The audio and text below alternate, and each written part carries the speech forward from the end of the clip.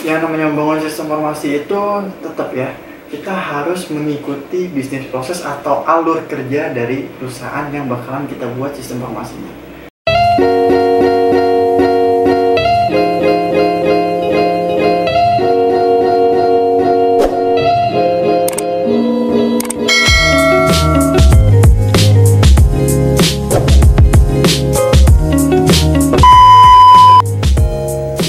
Assalamualaikum warahmatullahi wabarakatuh. Kembali lagi di channel saya, Faizal FH. Video kali ini saya bakalan bercerita ya tentang pengalaman ya sekitar awalnya dari 2014 sih sampai sekarang. Oke lah kalau gitu.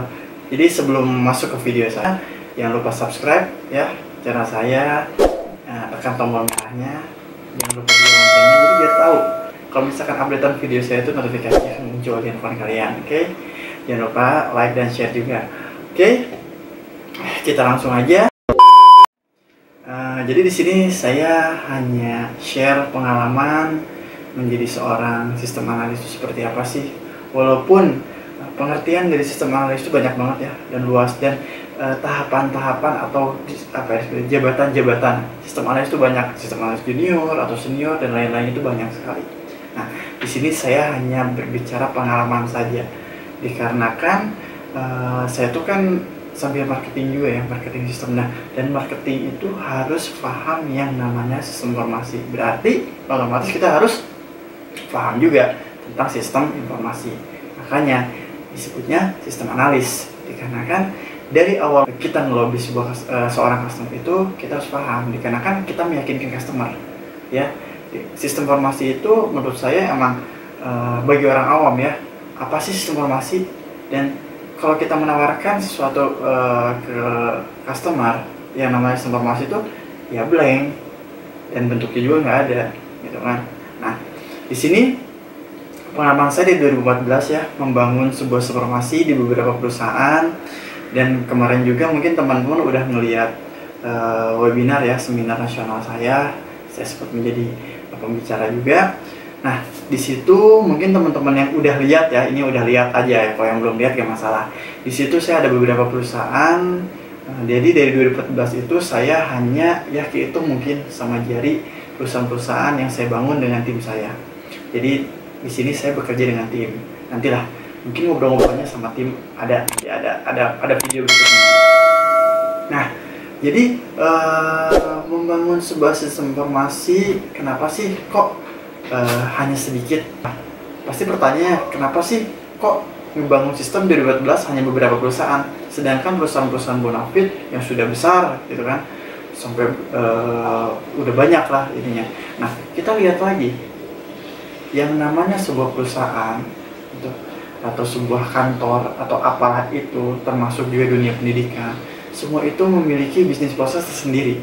Jadi tidak hanya begitu saja, mungkin ada ya beberapa yang menjual produk. Jadi kita menawarkan produk ini nih, gitu kan.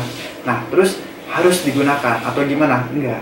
Nah, kami di sini beserta tim tetap, walaupun kita punya platform, tapi tetap kita di sini custom. Bahkan apabila kita menawarkan sebuah sistem informasi itu tetap ya, kita harus mengikuti bisnis proses atau alur kerja dari perusahaan yang bakalan kita buat sistem informasinya. Nah, kenapa harus menyesuaikan dengan bisnis proses? Dikarenakan apa? Setiap perusahaan yang barusan saya bahas, setiap perusahaan itu beda-beda. Nah, kalau kita jual produk, apakah perusahaan A dan perusahaan B dan perusahaan C itu sama? Tidak. Dan beberapa modul juga kan beda. Gitu. Kayak misalkan garment, gitu. Produksi kardus atau apalah itu, masuk dunia pendidikan gitu kan, masuk dunia industri, masuk dunia seperti kayak bank, perbankan atau apa, itu kan beda-beda. Walaupun kita punya platform, kita punya modul-modul, tapi tetap penawaran awal itu tetap kita membangun dari nol dan menyesuaikan menyesuaikan dengan bisnis proses yang bakalan perusahaan yang bakalan kita buat sistem informasinya.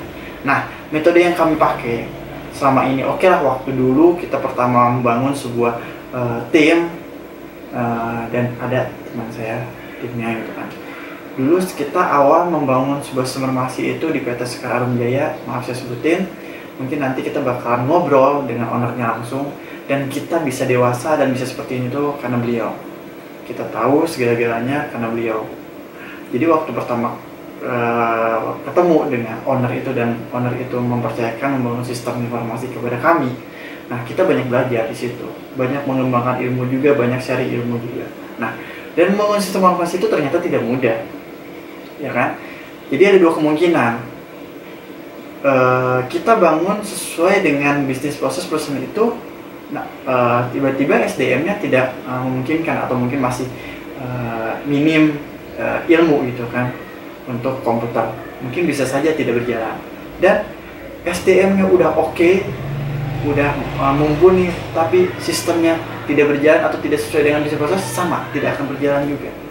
Jadi ini dua kemungkinan harus kita analisis lagi kenapa bisa kayak gitu. Nah, metode yang kami pakai waktu awal itu waterfall ya, waterfall. Nah, ternyata waterfall itu kan banyak seperti tangga gitu lah kalau misalkan bahasanya. Nah, itu tuh butuh analisis yang benar-benar detail dan memakan waktu yang lama. Nah, di sini untuk saat ini kami pun sedang on progress membangun sebuah sistem informasi, tapi belum sampai ke ERP, masih sistem informasi manufaktur di salah satu PT di Bandung juga, dan kita nggak harus lokasi dan karawang. Nah, itu menggunakan metodenya Agile gitu. Jadi metode Agile itu kita melakukan review gitu, review atau wawancara kepada pemilik perusahaan seperti apa bisnis prosesnya mengenai software yang mau kita buat. Nah, yang kedua, Agile itu bisa dikerjakan secara bersamaan dan tidak memakan waktu yang lama gitu. Jadi Agile itu sangat memudahkan dan dari segi waktunya itu lebih cepat. Nah, untuk revisinya lebih mudah daripada waterfall gitu kan. Agile ada revisi atau ada perubahan, kita bisa langsung melakukan perubahan. Nah, kalau waterfall, di saat kita melakukan kesalahan atau ada salah coding atau ada salah bisnis proses dari perusahaan yang kita buat, kita harus naik ke atas dan lama lagi analisisnya. Nah, itu perbedaan dari Agile dan waterfall. Makanya kita di sini menggunakan Agile. Itu. Nah, mungkin semakin kesini tim kami semakin solid. Ya udah, akhirnya oke lah, mungkin salah satu perusahaan yang kita bangun juga emang agak rumit dari segi produksi, bisnis proses produksinya itu emang agak rumit gitu, karena perusahaan ini terbiasa dengan manual pembukuan. Nah, makanya saya selalu menyebut atau menyebutnya gitu ya, harus merubah mindset. Karena apa? Yang dulunya menggunakan pembukuan secara manual atau apalah itu ya, yang berbau manual, dan kita sekarang langsung menuju ke sistem informasi. Nah, itu berarti berubah mindset semakin baik, semakin canggih gitu kan. Dikarenakan yang namanya perusahaan itu sangat membutuhkan yang namanya update data atau pengecekan data secara cepat dan hari ini juga gitu, dan detik ini juga. Dikarenakan yang namanya seorang owner, kita gak mau tahu, saya pengen hari ini laporan tanggal sekian seperti apa. Kalau misalkan secara manual, kita cari dulu, kita print dulu. Nah, apabila sudah menggunakan sistem informasi, ada yang dinamakan yang namanya sistem informasi executive management. Nah, itu yang digunakan oleh owner. Kita nggak usah harus gimana-gimana, tinggal owner one klik tanggal sekian, bulan apa, tanggal sekian, profit kita seperti apa, terus barang yang keluar seberapa atau berapa gitu kan, profit berapa, itu bisa dilihat langsung. Nah, itulah kecanggihan teknologi, kenapa saya sebut sistem informasi gitu kan. Nah, itu jadi bagi saya pengalaman ini benar-benar berharga banget ya. Jadi buat teman-teman mungkin yang masih kuliah di teknik informatika, di sini saya hanya share ilmu aja gitu, pengalaman.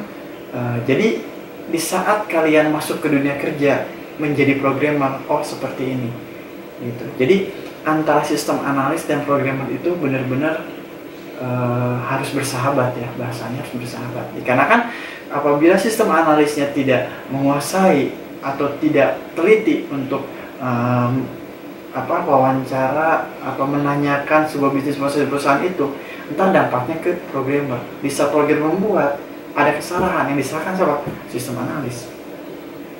Nah, terkadang juga sistem analis membutuhkan seorang programmer untuk mendampingi di saat kita wawancara dengan owner atau pemilik perusahaan yang bakalan kita buat sistem informasinya gitu. Jadi membangun sebuah sistem informasi itu rumit, tidak mudah, makanya harganya pun mahal gitu. Apalagi perusahaan-perusahaan yang sudah bonafit pasti itu udah jelas lah gitu kan, mematokkan harga. Tapi berhubung kami di sini masih perusahaan kecil dan belum memiliki perusahaan dan masih mengatasnamakan pribadi, yang penting kita punya nama dan pekerjaan kita baik, dinilai oleh owner atau perusahaan-perusahaan juga baik, kepake juga, ya itu.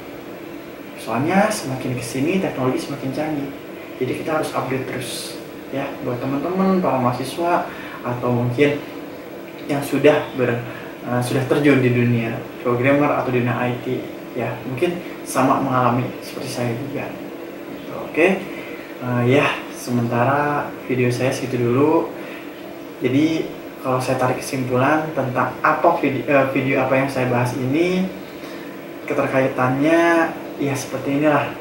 Menjadi seorang programmer sistem analis itu emang membutuhkan ketelitian, jadi tidak mudah, dikarenakan dampaknya bahkan ke semua gitu kan. Apalagi kalau misalkan perusahaannya dia detail atau dia mungkin agak ya gimana ya, riuh gitu, pasti banyak mah. Nah, dan acuannya satu, untuk membangun sistem informasi itu dibutuhkan flowchart. Dikarenakan apa? Itu patokannya. Kita membangun flowchart untuk menentukan harga, ya kan? Untuk menentukan harga, dan apalagi selain menentukan harga, kita tahu batasannya. Jadi apabila entah ada permintaan dari perusahaan di luar flowchart itu, berarti masuknya ke modul tambahan. Mungkin secara garis besarnya aja saya jelaskan. Untuk next videonya bahkan lebih detailnya tiap perusahaan membangun seperti apa, dan nanti juga saya bakalan membuat video ya tentang di saat saya ketemu sama atau lobby dari awal perusahaan dan sampai beresnya, sampai soal terima yang bakal saya buat videonya di next project video ini ya. Oke, sementara video saya segitu dulu aja. Jangan lupa subscribe, tekan tombol merahnya, padamkan. Oke, jangan lupa juga biar kalian tahu gitu kan kalau misalkan update-updatean video saya, jadi masuk notifikasinya ya. Jangan lupa share juga, like juga. Oke, sebentar segitu dulu aja video dari saya. Assalamualaikum warahmatullahi wabarakatuh.